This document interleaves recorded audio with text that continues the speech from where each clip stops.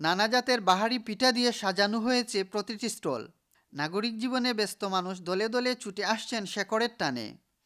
আবহমান বাংলার ঐতিহ্য পিঠাকে কেন্দ্র করে বসেছিল এই মিলন মেলা। উৎসবে এসে একটি দিনের জন্য হলেও তারা হারিয়ে গিয়েছিলেন সেই অতীতে। এতগুলো পিঠার নাম আসলে আমরাও জানি না। খেয়েছি, টেস্ট লেগেছে, অনেক মজার মজার পিঠা ছিল। আয়োজন হয়েছে, যারা আয়োজন করেছেন সবাইকে অনেক থ্যাঙ্কস, কারণ এরকম অনুষ্ঠান আসলে হয় না সাধারণত।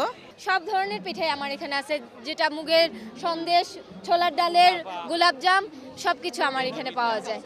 এই আয়োজনের সংস্কৃতি লাভ হচ্ছে, বিভিন্ন ধরনের ঐতিহ্যবাহী পিঠার নাম জানতে পারতেছে, তারপর ওইগুলোর সাথে পরিচিত হতে পারতেছে।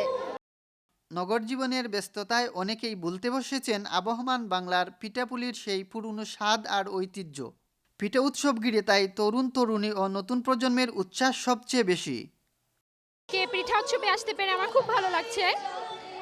অনেক অনেক মজার মজার পিঠা দেখলাম, খেলাম, উপভোগ করছি। আসলে মূলত আমাদের উৎসবটা হচ্ছে আপনার নবান্নকে নিয়ে, আর এখানে প্রতি বছরই এখানে বিভিন্ন অঞ্চল থেকে বিভিন্ন জায়গা থেকে পিঠা স্টল নিয়ে আসে, হরেক রকম পিঠা নিয়ে বসে। মূলত আমাদের ঐতিহ্যে, যেটা আমাদের আবহমান বাংলার যে ঐতিহ্য, সেটাকে আমরা ধরে রাখার চেষ্টা করছি প্রতি বছর। বিশেষ করে আমরা শহরে যারা আছি, আমরা হয়তো ছোটোবেলা পেয়েছি, কিন্তু আমাদের বাচ্চারা এই জিনিসগুলো খুব মিস করে।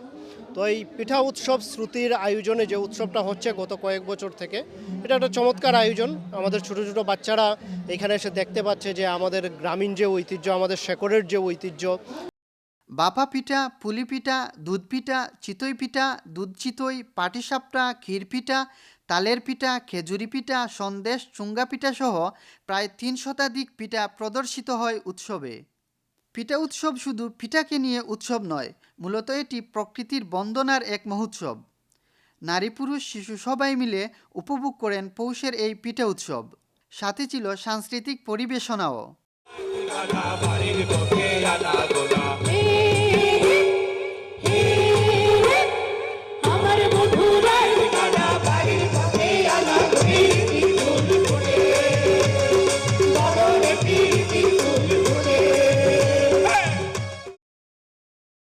Saeed Numan, channel S news, Sylhet.